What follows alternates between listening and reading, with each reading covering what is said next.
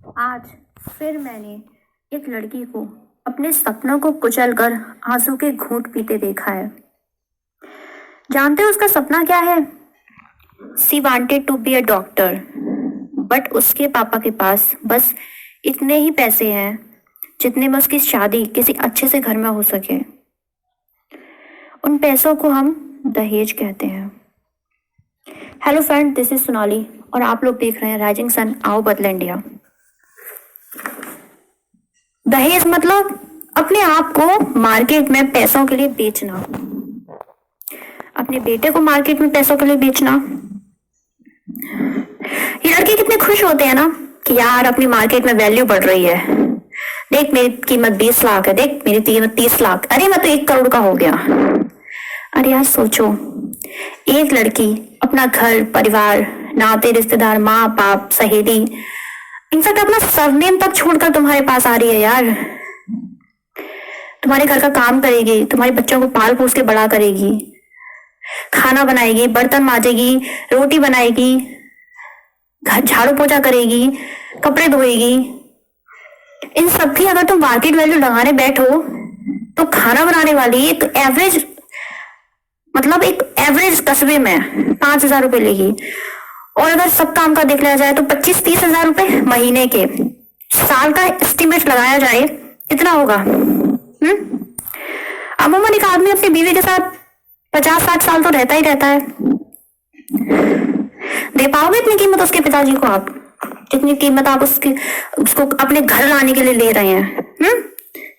दे पाओगे इतनी कीमत? अच्छा चलो सपोज करो जिस लड़की को तुम दहेज देकर अपने घर लाए हो, यदि वो ये कहने लग जाए कि अपने आपसे कि मेरे पापा इनको 20 लाख रुपए में इनको खरीद कर मुझे दिया है, इन पे मेरा हक है, आपका कोई हक नहीं है, दहेज दिया है ये मेरे हो गए, कैसा लगेगा आप लोगों को?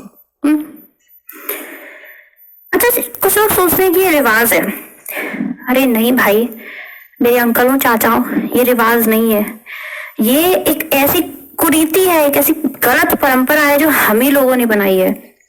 वैदिक काल में ये जो स्त्री धन है ना, ये पिताजी अपनी बेटी को अपनी स्वेच्छा से देते थे, और फिर धीरे धीरे करके लोगों ने इसे मांगना शुरू कर दिया, धंधा बना लिया इसको अपने बेटे को बेचने का।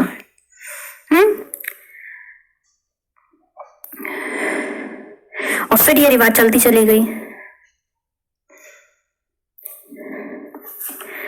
और ये रिवाज आज इस हद तक चलती चली गई है कि इसने इतना खतरनाक रूप ले लिया है कि इसकी वजह से कोख में बेटियां मारी जा रही हैं। पता है आपको? पैदा हो जाए तो कूड़े में फेंकी जा रही हैं।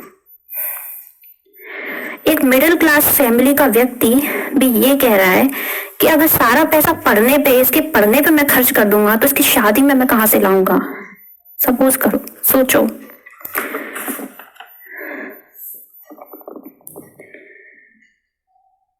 कुछ लोग कहते हैं कि दहेज के बिना मेरी बेटी की शादी नहीं होगी।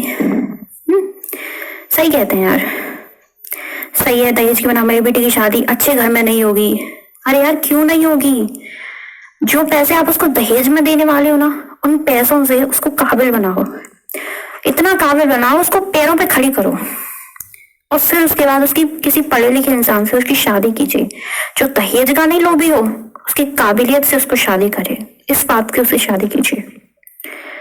और हाँ एक बात और, बेटी को पढ़ाने से कुछ नहीं होगा। वो परंपरा गई कि बेटी पढ़ाओ बेटी बचाओ, दहेज कम करो।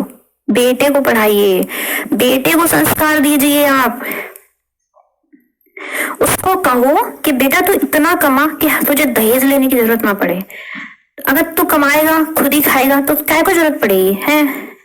उससे बोलो कि संस्कारी बहू तेरे लिए लेकर आएंगे, दहेज वाली बहू नहीं लेकर आएंगे।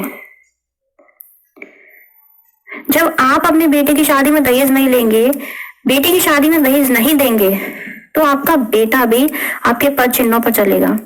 ये पीढ़ी दर पीढ़ी जो एक गलत परंपरा चली आ रही है, वो पीढ़ी दर पीढ़ी ही खत्म होगी, आज खत्म नहीं होगी। आज से नहीं चल रही है ये परंपरा, सदियों से चल रही है, तो ये सदियां ही लगेंगी, लेकिन शुरुआत तो कीजिए। अरे कोई कानून, कोई संविधान, कोई शास्त्र इसको खत्म नहीं कर सकते। जब तक समाज के लोग आगे नहीं आएंगे तब तक ये खत्म नहीं हो सकती। ये लोग जो कहते हैं ना कि यार अपनी बेटी की शादी में क्यों ना, अपनी बेटी की शादी में तो दिया है तो बेटी की शादी में क्यों ना ले। अरे यार शुरुआत तो आप ही कर रहे हो, काम तो आप ही कर रहे हो। बढ़ावा कौन दे रहा है दहेज प्रथा को? आप दे रहे हैं। आपकी वजह से किसी गरीब बाप का बेटी जो पढ़ नहीं पा रही है, जो गरीब बाप बेचारा कमाते कमाते थक गया, क्यों? इन्हीं लोगों की वजह से जो दहेज मांग रहे हैं, दहेज दे रहे हैं। आपके पास होगा पैसा, संभाल के रखिए उस पैसे को, बट प्लीज इस दहेज परंपरा को खत्म कीजिए। अगर ये वीडियो अच्छी लगे तो प्लीज इसे ज्यादा से ज्यादा शेयर कीजिए और किसी को पढ़ने से मत रोकिए यार, प्लीज पढ़ने दीजिए।